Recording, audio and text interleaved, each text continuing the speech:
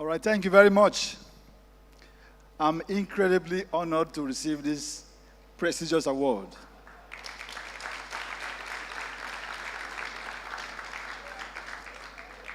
I accept this award with my full chest. Thank you very much. Thank you very much. I appreciate it. Thank you also for selecting me to be the keynote speaker. I feel so honored. I feel very privileged to be the one to deliver such a special keynote address. The topic for today, or the theme of this event, is very dear to my heart: celebrating entrepreneurial resilience. Celebrating entrepreneurial resilience.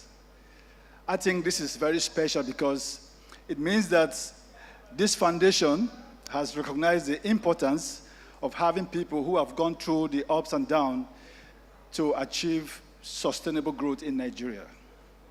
So before I start, let me first of all appreciate those who are behind this wonderful foundation. The chairman and founder of Faith Foundation, Fola Adiola.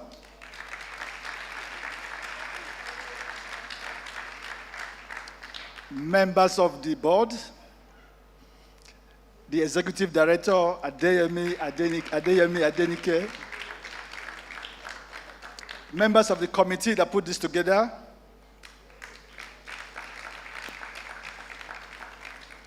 the president of the Alumni Association and members of the Alumni Association, graduating students and all the awardees, distinguished ladies and gentlemen, thank you very much for being part of this. Thank you very much for coming here in spite of your busy schedule.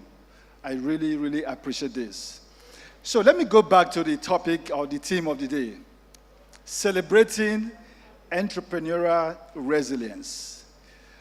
This brings to mind the challenges, the ups and downs, and of course, the success stories of doing business in Nigeria. Interestingly, my company slot will be 25 on the 9th of December.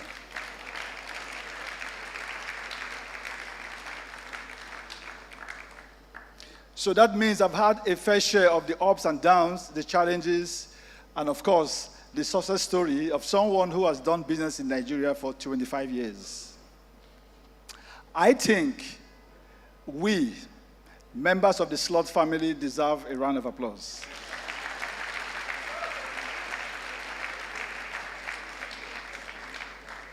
I also think my wife, Nkechi Ezigbo, who is here with me, deserves a round of applause.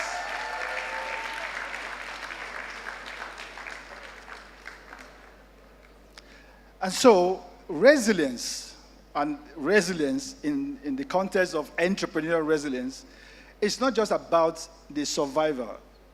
It's not about your ability to survive the ups and downs and the challenges of doing business in Nigeria. I think it's the capacity to innovate, the capacity to adapt, and the capacity to survive and grow a sustainable business even when you are faced with adversities. Doing business in Nigeria requires you to understand the people, understand the culture, understand the challenges, both the internal and the external challenges. Of course, the internal challenges are challenges that are within your control, and the external ones are the ones that are outside your control. So you have nothing, you have no power to do anything about the external challenges.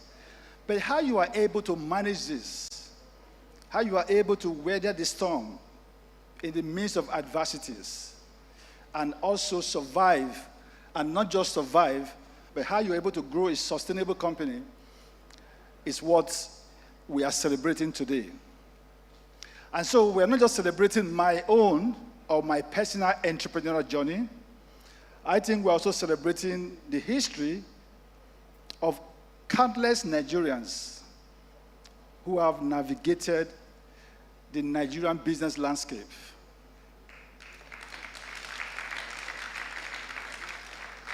We are also celebrating those who have navigated the Nigerian business landscape with determination and fortitude. Of course, I want to shine a spotlight on some of these guys. They are countless, but give me the permission to list some of them. The likes of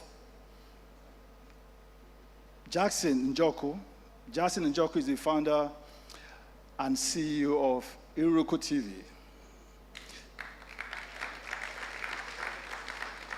Jackson has been celebrated on this platform, but for the purpose of this team, I want to mention his name.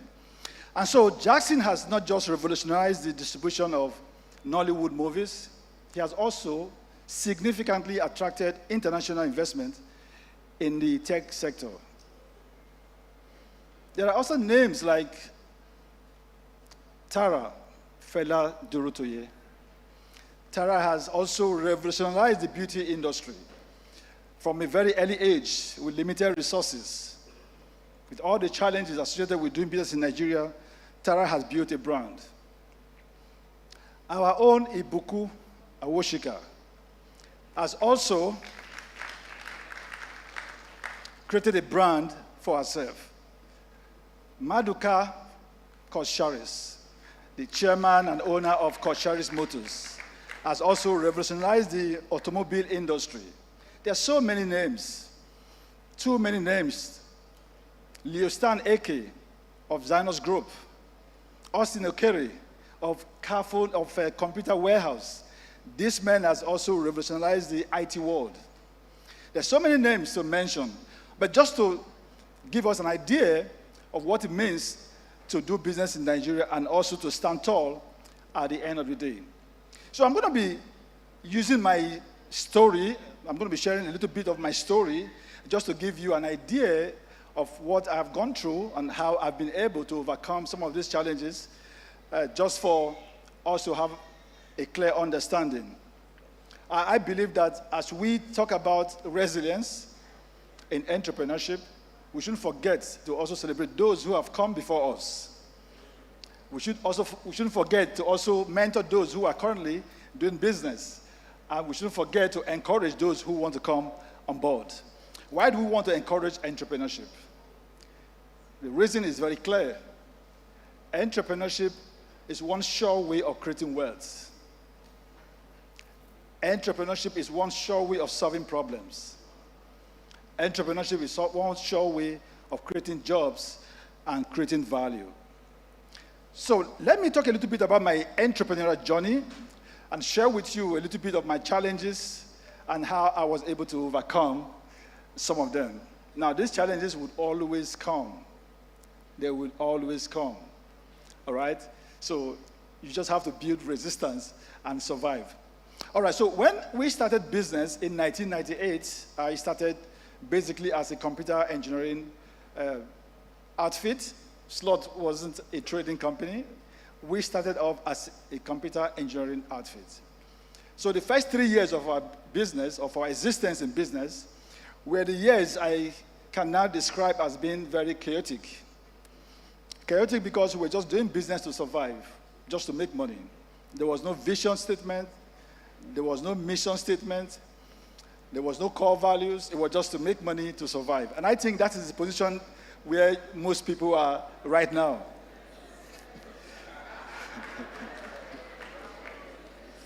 So that is a very chaotic place to be. So the first 3 years were the period where we went through this phase until we were able to connect the dots. We were able to connect the dots because we discovered that there was a better way to do business. There's a better way to do business and do business ethically. We had to build structure. We had to identify the right people. So what we did after this first phase of running a very chaotic system, what we did was to hire a consulting company. So these guys came in, they came on board, and they spent 3 months with us. Those 3 months were the best time in the history of slots. And so they helped us to build our strategy. They helped us to develop a growth strategy and they were able to put it in phases. So we had 5 growth plans, strategy in 5 phases. And so the first thing we did was to re-engineer the system. Phase 1, re-engineer the system. By re-engineering the system, what that means that we were able to identify the right people, train them, and give them responsibilities. Again, we were able to identify the right information system, train the people, and adopted it. So we adopted the right information system that we needed to drive our processes in terms of efficiency, in terms of effectiveness. So that's what I mean by re-engineering the process. The second phase was to build a business system. To build a business system means that you identify your business model, train your people on how to use the business model, and then use the business model to align with your business strategy. So if your business doesn't have a business model, then you are just wasting time. And so your business model must align with your business strategy. And of course, it has to also align with your business capabilities. So we built a business system which was like a package on its own. So our business system incorporated our business model, our processes, our operations, our way of doing business, and then the entire structure. So it was like a software that you could sell. And that was why when we began to introduce our franchise business, all we did was just to introduce our business system. The business system was like an ERP, a full package on its own. And then the third phase was to build a brand and communicate it. To build the slot brand and communicate it. So in business, you have to do things deliberately. You have to do things intentionally. And so if you know what you're doing and you are intentional about it, and you're able to do it right, you are likely, most likely to succeed, if all things be equal. All right, so we built this brand name and we communicated it. And then the next phase was expansion plan. And then the other phase was to identify opportunities and leverage the opportunities to grow the brand. So these 5 phases were put on the table, and then we are ready to start. Now, after we have built the brand, so I'm going to be talking about my challenges now, so just listen to the story. So after we built the brand, and then the brand has begun to gain traction, we noticed that competition, got interested. Now, the first issue we had was imitation. One day, we just woke up and we saw slot in Onitsha, slots. Slot in Bauchi. Slots everywhere. Now, the funniest thing is that we began to also see E-slots, G-slots.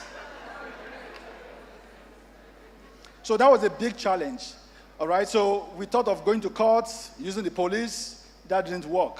Because even the court, of course, you know that sometimes it takes longer time to actually get judgment. So what did we do? We began to set up slot stores close to those fake slot stores.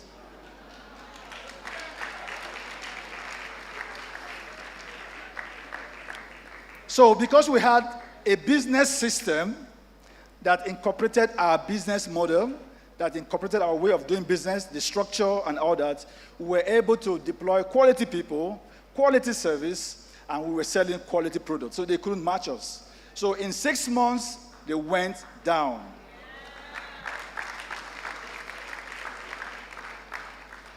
Again, we had the issue of trust. Trust from the customers. When they walk into our stores, they were doubting our product, they were doubting our services. It's only in Nigeria that the customer will walk into your store and will be asking you, is this phone original? You are asking me, the seller, if what I'm selling is original. Of course, this is the best phone in the world. It's better than the one you buy in America. All right, so we had to contend with the issue of trust. So what we did was to introduce a tagline in our communication. So we came up with a tagline, slots, all about image. And we're communicating that in all our media communications.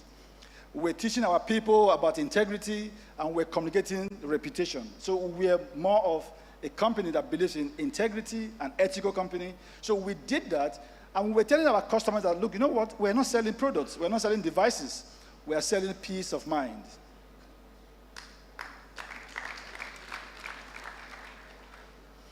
And so we had to contend with that, and I'm sure today most of you in this room buy your phones from slots. Thank you very much. All right. Again, when we launched the slot franchise, or when we started the slot franchise, we had a few people, about 10 of them. Of course, we had our business system, which was like a package. So we were able to sell the slot franchise. It was good. It was interesting. 10 guys came on board, and we're doing well. The first 2 years, one day we woke up, 3 of the guys just from nowhere changed the name slots and then put their own name, align every other color, every other thing to be in place. Just imagine that. We saw a particular one who just woke up and changed the name from slots to yes. Every other thing remains the same. And so he was taking advantage of the goodwill. Customers were going into the store to buy. They didn't even know. They didn't even notice. And then, funny enough, or the worst thing you can even imagine, is that these same guys went to court to get an injunction stopping us from closing their store. That's a smart one. So what do? We did not go to courts. We opened slot stores close to those stores. And in 6 months, we ran them out of business. So the secret here is we had a package which has a lot to do with our business system, which has to do with our processes, our core values, our operational system, and everything that you can imagine from a company that has a vision. Again, when we introduced the techno business in 2006, the techno business that you see today was introduced in 2006. And so it took us some time to actually communicate the techno brand, and we were able to sell the brand to the Nigerian people. When the brand began to gain traction, competitors went to China and started producing techno phones as well. So you go to the market, you see Tekla, techno with L at the end, techno with G at the end, techno with F at the end. So you wouldn't know which one is the right techno phones to buy. So we also did something. This story is not too long because I guess it's interesting. All right, so I'll be fast, quick for the brevity of time. And so when you go to the market, you see different versions of techno phones. So what did we do? We now appointed about 20 dealers in the markets, and we told them, you know what, you guys are going to be our only techno dealers in Nigeria. And so we're going to advertise your names on the newspaper, and then when customers come, please, this is the price, this is how to attend to them, this is what to do. So we did that, and that helped us. Again, the final issue we had was the issue of funding. So we needed money. When the business began to grow and the demand increased more than what we could, provide, we wanted money from the banks. The banks were asking us for too much. They were asking for collateral that was even higher than the value of the money we were asking for. One of them asked us, not GT Bank, one of them asked us to bring the properties our grandmother and grandfathers has built in the year 2010. Anyways, just on a lighter note. So we couldn't provide the fund or the collateral that the banks needed. And so what we did was also to ask the dealers to pay in advance and to wait for 20 days. Now the catch was this. If you pay in advance and wait for 20 days, you get 10% discount. And then we also will advertise your brand or your business on all our social media and our platforms and all that. So they bought into it and they were paying in advance. Today, Tecno has not just become the #1 selling mobile phone in Nigeria. Tecno has not just become the #1 selling phones in Nigeria. Tecno has given birth to Infinix and Itel.